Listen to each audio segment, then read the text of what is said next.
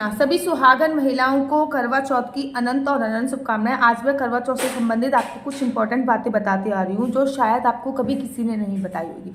क्या आप लोगों को पता है किसी भी व्रत में संकल्प का विशेष महत्व होता है। 20 तारीख को 20 अक्टूबर को पूरे भारतवर्ष में करवा चौथ का उत्सव बड़े धूमधाम से मनाया जा रहा है। लेकिन अगर आप करवा चौथ में संकल्प नहीं लेते हो तो आपका जो व्रत होता है वो आधा अधूरा माना जाता है। गाँव में पता क्या होता है, बेसिकली यूपी की तरफ कुछ गाँवों में, मैं सारे गाँव की बात नहीं करी, वहां पे महिलाएं नहाना ही 3 बजे से शुरू करती हैं कि पूरे दिन हमें पानी नहीं पीना है पूरे दिन, क्योंकि गांव में सरगी वगैरह तो खाने का नियम होता नहीं है। ठीक है, वैसे भी शास्त्रों में सरगी वगैरह खाने का नियम नहीं है, लेकिन फिर भी आपके घर पे जो भी रूल्स रेगुलेशन होते हैं आपके उस हिसाब से सरगी वगैरह इत्यादि खा सकते हो। तो एक बात का आप विशेष तौर पर ध्यान दीजिए कि गाँव वगैरह में होता क्या है। गाँव वगैरह में विशेष तौर पर ये होता है कि जो भी 3 बजे से नहाना शुरू करती है, 3-4 बजे से, उससे पहले ना तो नहाएंगी ना कुछ करेंगे ना कुछ, क्योंकि भैया अगर जल्दी नहा लिया तो हमें जल्दी भूख लग जाती है, जल्दी नहा लिया तो हमें जल्दी वो लगता है। तो इस वजह से ना तो वो नहाती हैं, 3 बजे से नहाती हैं महिलाएं। नहाने के बाद फिर वो पूजा अर्चना वरना करती हैं, कथा के लिए तैयार होती हैं। और फिर ये एक बात याद रखिए, कोई भी व्रत आप रख रहे हो, कोई भी व्रत रख रहे हो, उसमें आपको सुबह सुबह स्नान करना चाहिए। वैसे तो स्नान हमेशा पानी से किया जाता है, लेकिन जब भी व्रत होता है तो आपको पानी में कुछ ना कुछ डाल के स्नान करना चाहिए। जैसे कि ये जो करवा चौथ का व्रत है ये बेसिकली डेडिकेट होता है भगवान शिव को और माता पार्वती को। माता पार्वती की पूजा अर्चना वंदना करने का विधान होता है। करवा माता माता पार्वती का ही रूप होती है, ठीक है ना। माता पार्वती की पूजा अर्चना वंदना करने का रूल होता है। तो इसमें आपको इस बात का भी ध्यान देना होता है कि माता पार्वती की जो आप पूजा अर्चना वंदना करो उसमें आपको भगवान शिव से संबंधित जितने भी व्रत होते हैं उसमें पानी में गंगा जल डाल के नहाने का विशेष महत्व होता है। तो पानी में गंगा जल डाल के नहाइए। गंगा जल नहीं है तो कोई भी सप्त नदियों का जल डाल के नहा सकते हैं। मेक श्योर कि जिस दिन आपका व्रत है उस दिन खाली पानी से स्नान ना करें, कुछ ना कुछ डाल के स्नान करें। उसका ना अलग महत्व होता है, ठीक है ना। वो महत्व इस लेवल पे होता है कि आपने किसी तालाब या फिर किसी गंगा स्थल पर या फिर किसी तीर्थ स्थल पर किसी नदी में जाके स्नान कर दिया, उसका महत्व अलग होता है, ठीक है। तो आप आंवले का रस डाल के नहा सकते हैं, नींबू का रस डाल के नहा सकते हैं, कुछ नहीं तो 2 चम्मच दूध डाल के नहा सकते हैं। मेक श्योर कुछ ना कुछ डाल के नहाए। उसके बाद व्रत में बहुत जरूरी होता है कि आपको धुले हुए ही कपड़े पहने। वैसे तो करवा चौथ की जो पूजा अर्चना वंदना होती है, जब कथा करी जाती है तो नए वस्त्र पहनने का प्रावधान होता है, ठीक है ना।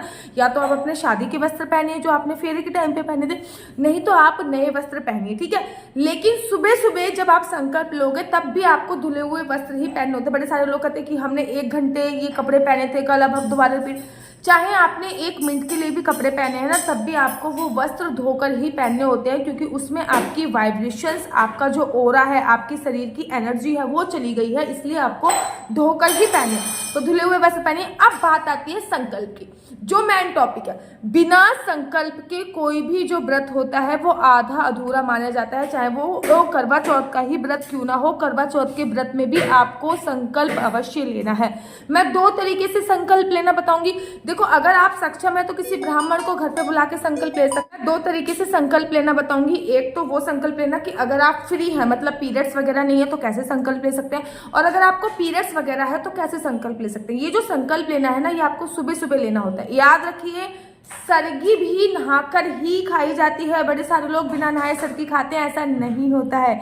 सरगी को नहाकर फिर सरगी खाने का प्रावधान होता है। तो संकल्प आपको कैसे लेना है, आपको अपने मंदिर में पहले, जो अगर आप फ्री हैं, मतलब आपके पीरियड्स वगैरह नहीं है, तो आपको मंदिर एरिया में जाना है। मंदिर मतलब घर की सफाई वफाई करने के बाद मंदिर में जाना है। मंदिर में पूजा रेगुलर, जो आप पूजा करते हो उनकी पूजा रेगुलर करनी है। उसके बाद आपको अपने हाथ पे 1 या 2 का सिक्का लेना है, 1 लौंग, 2 लौंग लेनी है, मतलब लौंग ना फूल वाली लौंग होनी चाहिए, ऊपर से फूल हो। 2 लौंग लेनी है, 1 सुपारी लेनी है, थोड़े से चावल लेने हैं।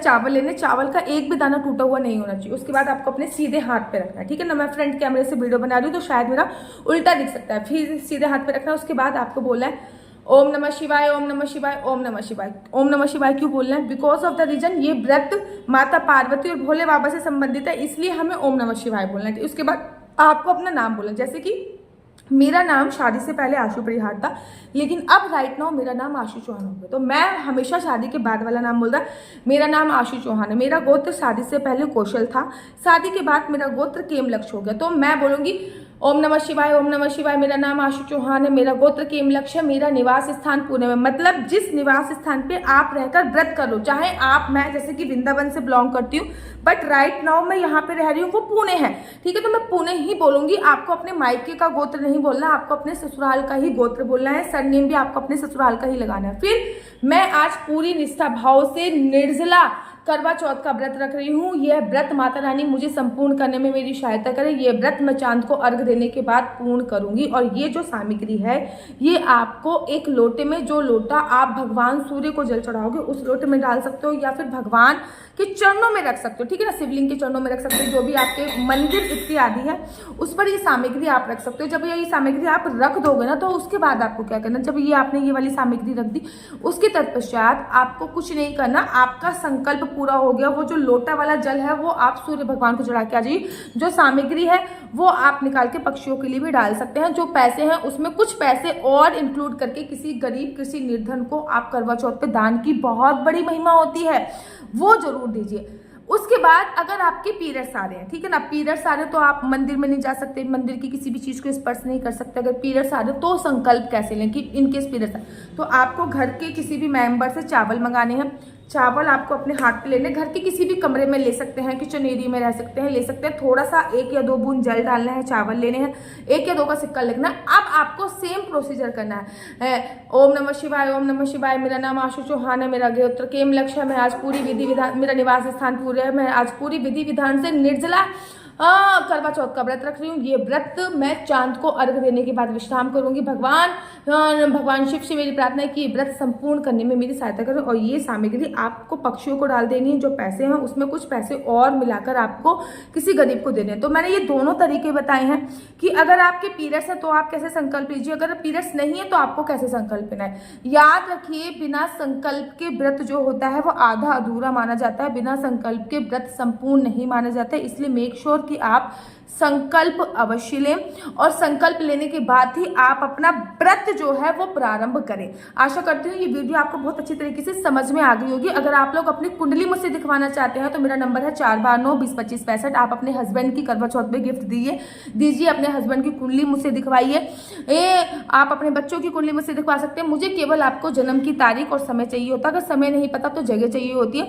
आप अपनी कुंडली मुझसे दिखवाना चाहते हैं, आपका बच्चा जॉब करेगा या बिजनेस करेगा तो किस क्षेत्र में बिजनेस करेगा, जॉब करेगा तो किस क्षेत्र में जॉब करेगा, आपके बच्चे का शादी का योग कब है, आपकी बेटी का विवाह कब होएगा, ये सभी बातें आप मेरे से कुंडली के माध्यम से प्राप्त कर सकते हैं। याद रखिए, कुंडली देखना बिल्कुल भी फ्री नहीं है, कुंडली देखने के थोड़े से चार्जेस हैं। इनफैक्ट आपको कोई भी शुभ मुहूर्त निकलवाना है ये भी आप इस पे निकलवा सकते हैं। जैसे कि आपको कंसीव करने का शुभ मुहूर्त क्या होगा, आप किस प्रकार से कंसीव कर सकते हैं, नॉर्मल कंसीव, आपकी डिलीवरी के चांस नॉर्मल होंगे या फिर आप मेडिकल ट्रीटमेंट से आपकी डिलीवरी संभव होगी, ये सभी जानकारी आप मेरे से कुंडली के माध्यम से प्राप्त करवा सकते हैं। आशा करती हूँ कि आपको ये वीडियो अच्छी लगती होगी। अगर आपको मेरी वीडियो अच्छी लगती है तो आप अपना यूट्यूब चैनल हरि बोल को लाइक शेयर सब्सक्राइब करना बिल्कुल भी मत भूलिए। तब तक के लिए मुझे दीजिए इजाजत। राधे राधे। इसको देखो सिया, राधे राधे करो, पहले सबको राधे राधे करो, ऐसे बोलो, राधे राधे बोलो,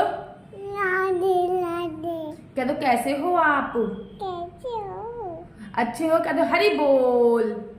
बोल। सब्सक्राइब जरूर करें। जब भी मैं वीडियो बनाती हूँ ना, ये बेटी मेरे पास आके जरूर बैठ जाती है। तो मुझे लगा कि मैं आज आपको भी दिखा देती हूँ कि मेरी बेटी इधर उधर ही है, ठीक है ना। चुन्नी पूरी गले तक करने का मतलब होता है नीचे से दूध पी रही होती है। सम टाइम मैं वीडियो बना रही होती है तो ये नीचे से दूध पी रही होती है। तो आशा करती हूँ आपको मेरी वीडियो अच्छी लगती होगी। अगर मेरी वीडियो अच्छी लगती है तो मैं लिटरली बड़ी मेहनत करती हूँ। प्लीज लाइक तो जरूर किया कीजिए, कमेंट जरूर किया कीजिए, सब्सक्राइब तो जरूर और जरूर कर दें और वीडियो ज़्यादा से ज़्यादा शेयर करें, क्योंकि ज्ञान बांटने से बढ़ता है। राधे राधे, हरे कृष्णा, हरे